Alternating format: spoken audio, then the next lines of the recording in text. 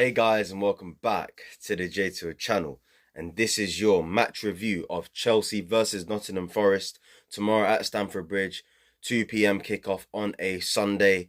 Obviously, the fact that we're in Europe, the fact that we play Conference League football means the majority of the season, most likely, at least for the rest of this year, we're going to be playing on Sundays quite a lot, alongside the likes of Man United and Tottenham, because they obviously play Europa League as well, and that's on a Thursday. So yeah, a lot of Sunday fixtures for the mighty Chelsea Super Sunday, as they like to say here in England. And yeah, we've got Nottingham Forest tomorrow. If you do enjoy this video, if you do enjoy this preview, and if you're new to the channel, please make sure to like, comment, and subscribe. Share the video as well. 135 subscribers on the road to 150. Hopefully we get there as soon as possible. But we are here to talk about Nottingham Forest. And listen, as you can see in the title, this is not going to be an easy game, guys. Yes, we must win, but trust me, this is not going to be an easy game.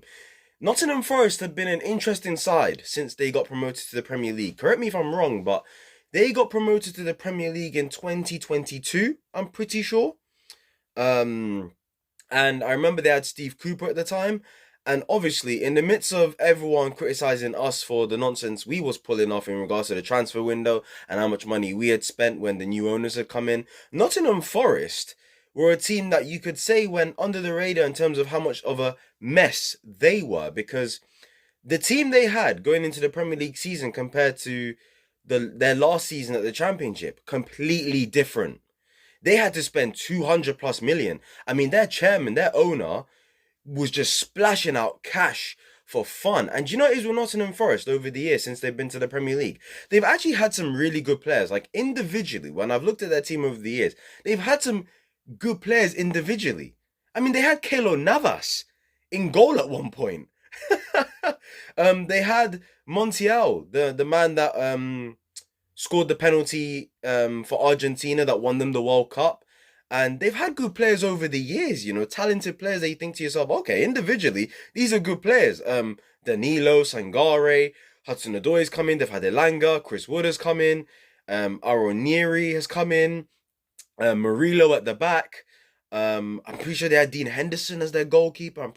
I think they did, if I'm not wrong. So individually they had like an Atletico Madrid centre back.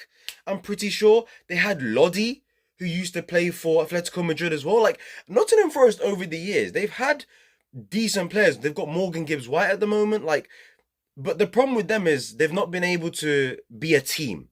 And it's understandable considering the mess they were in when they came to the Premier League. Like I said, they had to revamp their whole squad when they came into the league and stuff like that.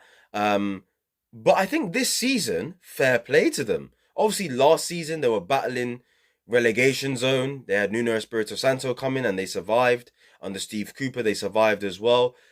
And people thought to themselves, Forest again, will they be one of the teams that could be relegated this season? And based on their start this season, it seems to me that Nuno Espirito Santo has now formed a team together. He's actually got these group of individuals playing well together. And Nottingham Forest have started the season really, really well. Big credit to them. I saw a stat the other day that in terms of XG conceded, they have conceded the third least in the entire league. The only two teams that have conceded more XG than Nottingham Forest this season have been Arsenal and Manchester City, the two teams that we will expect to go neck and neck for the Premier League title. So they've actually had a really good start to the season. They were unbeaten in the league. They're one of the few teams unbeaten in the league alongside Brighton until last week when they lost to Fulham at home 1-0. Fulham, again, another team that have had a really good start to the season. Obviously, they lost today against Manchester City, but they gave them a game. So that's nothing for Forest to be ashamed about. Although they were at home and they had a good start and they weren't beaten, so they'll probably be a little disappointed. Their standout players this season, Hudson-Odoi, has been brilliant. They've had, what's his name? Oh, bloody hell. Murillo at the back for them defensively has been absolutely outstanding. I think their defenders have been really good. They've had James Ward-Prowse in the middle of the park. They've had Chris Wood up front scoring a couple goals. Elanga's obviously always going to pose a threat. Morgan Gibbs-White has been solid this season. He's back for this game because obviously he got a red card against Brighton which was weird. That whole red card sequence. I'm pretty sure the two managers for Brighton and Nottingham Forest that game also got red cards. That was like a weird game. But yeah, Forest are a team that they play in a sort of mid to deep block, especially in the big games this season. They won away at Anfield doing that exact job. Liverpool were frustrated. Liverpool couldn't create anything. Liverpool didn't look like scoring in that game whatsoever. And Hudson-Odoi scored to make it 1-0. So we cannot underestimate this Nottingham Forest team. They're going to come in a deep block. They're going to be frustrating. They'll probably play in a back five. If not, it'll be a 4-2-3-1 deep block. They're going to try close off the spaces in the middle. They're probably going to have a game plan for Cole Palmer tomorrow to not give him time and space on the ball, which is why this game is massive for me. The wingers we play are massive. Massive. Because I believe they're going to really try shut out the middle of the park. They're a stubborn team. They're hard to break down. Physically, they impose themselves. It'll be interesting to see what Nuno does tomorrow now that Morgan Gibbs White is back. Obviously last week against what's their names? Thingy, they played who did they play? They played Aronieri and Chris Wood up front. But I think in this game they'll probably play Morgan Gibbs White in the 10 with Chris Wood up front. So I think with us tomorrow, we have to be on it. We have to win this game. You know, in regards to Chelsea, you know, we have to make it 4 from 4 now. We beat Barrow in the cup. We beat Brighton at home, and then we beat Ghent in the Conference League recently. If we beat Forest, that's 4 from 4. That's 4 from 4 at home, and the Stamford Bridge crowd will start to feel good about the team again. Our away form's already good. We just need to make sure our home form is good as well. And it's key we win this game as well, because after the international break, our first game back is Liverpool away, Anfield. Big game. Big game. That game's gonna be a test to see where we really are and what can we really expect from this Chelsea team this season. So yeah, like I said, Forest are going to be frustrating tomorrow, but the team has to rise. They have to rise. They have to get the job done. Yes, they're going to try and stop Cole Palmer, and I believe they're probably going to do a decent job of that, but Cole Palmer's a world-class player. Cole Palmer is the best player in the Premier League. Cole Palmer will find a way. They're going to frustrate the living life out of him tomorrow. I know they are. They're probably going to kick him to shreds as well, but Cole Palmer's Cole Palmer. We will find a way. So this game's big for the wingers and our striker tomorrow, and our midfielders. Our midfielders, from a creative standpoint, have to rise tomorrow too. We need our midfielders massively for tomorrow, because I believe Nuno is gonna base his game plan around Cole Palmer a lot tomorrow, and maybe Nicholas Jackson too. So yeah, let's get into the lineups in terms of Chelsea. I think this is pretty straightforward in terms of the team that we're going to play. As you can see on screen right now, you can see the team that I think Maresca is going to put out tomorrow. Robert Sanchez in goal, Cucurella left back, Gusto right back. Our centre backs Fofana and Levi Colwill. Midfield of Enzo Fernandez, Caicedo in the pivot. Obviously tactically that will change. Palmer as the 10, Noni on the right, Madueke, Sancho on the left, and Nicholas Jackson up front. Now, I think one thing that's good about us right now and Maresca is he's found his team. We seem to be settled. We know what the B team is. We know what the A team is. You saw the B team the other night against what's their names? Who did we play? Against Ghent. You saw the B team last night against them. You know who's going to be in that side most of the time when we need to rotate. And I'd like to think majority of these players in the A team will stay in their places in the mid to long term. In terms of this season. When I look at maybe in terms of in the future, who could come in for who and be part of this A team, I'm looking at Noni Madueke. I think there could be a period that if he doesn't step up or if he doesn't play tomorrow, I think Neto could be a player that could come into this A team and Noni gets put in the B team. I think that's something to look out for. I think another thing to look out for is when Reece James is back fit and ready to go, he could displace Gusto at right back. How quickly will that happen? I don't think it'll be as quick as we think it is, because one, he's injured at the moment, and two, when he comes back, my guess is we're gonna need to build his minutes up slowly. And the same goes with Romeo Lavia for me, because I've said this before in the past. I think Romeo Lavia has to be in this team, but we're trying to look after him. He was injured recently, had a couple niggles. I don't expect him to play tomorrow in terms of starting. I expect him to come off the bench. But in the future, I expect him to be in this team. The question is, who for? because there's Enzo and Caicedo. But I think for now, that team that you've seen on screen will be the A team for now. With in the future, we may have debates about 3, 4 positions, I believe. But I believe at least 70 of these players are set in stone. Cucurella, Cowell, Fofana set in stone. I think Palmer set in stone. I think Sancho set in stone. I think Jackson set in stone. And I think one of Enzo and Caicedo, maybe both of them are set in stone. I don't think Gusto's set in stone if Reece James stays fit. I don't think Madueke set in stone if he continues to dip in performances. And Robert Sanchez in goal, I don't think is set in stone either.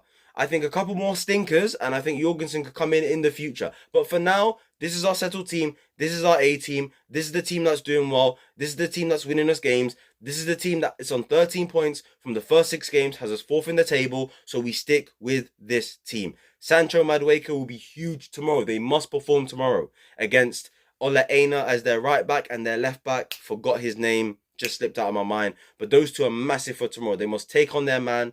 Get on the ball, skip past them, create chances. Don't be selfish. Be a team. Nicholas Jackson will be huge in terms of dropping deep, causing chaos to the centre-backs. Because like I said, Jackson's one of those players in which, as a centre-back, you don't really know what to do with him. You don't know really how to deal with him from a technical aspect. So hopefully, just like the West Ham game, Jackson just causes that drama and chaos and trouble, whether it's pressing, dropping deep, running in behind, running the channels, linking up the play, etc., etc. Obviously, Gusto will be the one to invert. You're going to have Cucurella, Levi Colwill, Fofana as your back three. Colwill will be the middle centre-back. Cucurella will probably play loads of different roles, whether it's him as the left centre-back. He might invert, he might overlap, he might do underlapping runs with Sancho. We've seen that before. So, tactically, there's a lot of flexibility. I don't expect this to be like the Brighton game because Brighton are a free-flowing, on-the-ball attacking team.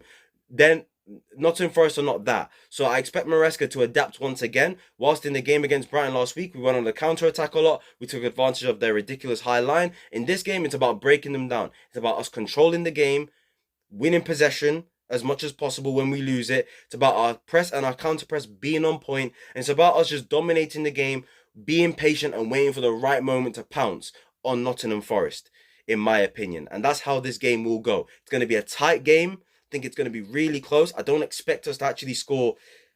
You know what? It obviously would not surprise me if we do batter them because at the end of the day, we have a really, really good attack.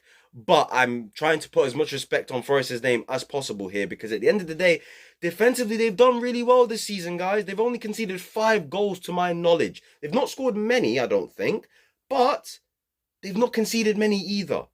You know, so with Forest tomorrow, we really have to look out for them. When I look at how many goals they've conceded, I think they've conceded 1 to Fulham, they conceded 2 to Brighton, they conceded 1 to Bournemouth, they kept a clean sheet at Anfield, and I'm pretty sure there's another conceded goal there. I think they faced Wolves and they conceded to them, I'm pretty sure. So 5 goals conceded, if I'm not wrong. That's really good. You know, so Chelsea tomorrow, concentration levels are going to be massive. Enzo Caicedo in the midfield, massive. We're going to need Enzo's long-range passing and creativity tomorrow from deep. We're going to need that. We're going to need him to link the play. We're going to need him to be that difference between defense and attack. We're going to need Caicedo on his game in terms of Nottingham Forest and their counter-attacks. I believe Nuno will play Hudson-Odoi tomorrow, Elanga tomorrow, and I believe they're going to soak up the pressure. Morgan Gibbs-White as well. Use Chris Wood as a target man. Have him hold up the ball, and hopefully those players for them run off him. So we're going to need Caicedo on his game tomorrow. Colwill is going to have to be on his game tomorrow from a physical standpoint because Chris Wood is a handful. He's a handful. So yeah, it's going to be a tough game. It's going to be annoying, I think.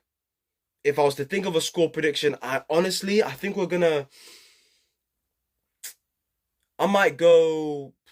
The start is huge. I don't know. It's one of those ones where I think if we start fast, like we always do, yeah, I think we could score like 2-3 goals. But I believe if it's one of those first halves where we haven't scored in 20 minutes, it's 0-0. We go into halftime 0-0. I can see it being a 1-0 game. I can't lie. At the moment, my heart is telling me it's going to be 1-0 Chelsea. I just think they're going to be so frustrating tomorrow. I think they're going to cause a lot of problems for us on the counter-attack potentially, which is why I'm saying Caicedo must be on his game defensively in terms of winning the ball back as much as possible from their midfielders. And Colwill is going to have to be physically imposing. And he needs to try to be as dominant as he can against Chris Wood. Every time Chris Wood gets the ball, onto him straight away. Straight away. And then Fofana's recovery pace when he covers for Malo Gusto. We're going to need that tomorrow because, like I said, I believe Hudson-Odoi will play tomorrow and he's quick. So, with Fofana being that right centre-back, you've got to deal with Hudson-Odoi's pace. So, we're going to need Fofana's recovery pace. We're going to need Cole's physicality and his toughness. We're going to need Cucurella's tenacity. We're going to need Gusto's attacking ability. We're going to need Caicedo's all-round game, defensively as well, to be that man to be all over the pitch, win the ball back high up, win your tackles, win your ground duels. Enzo Fernandez, his creativity.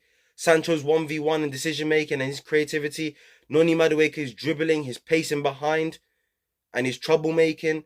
Same with Jackson and Cole Palmer. Hopefully it's Cole Palmer tomorrow. So yeah, that's your preview, guys. I'm going to go for a 1-0 Chelsea win. I think it's going to be a tough game.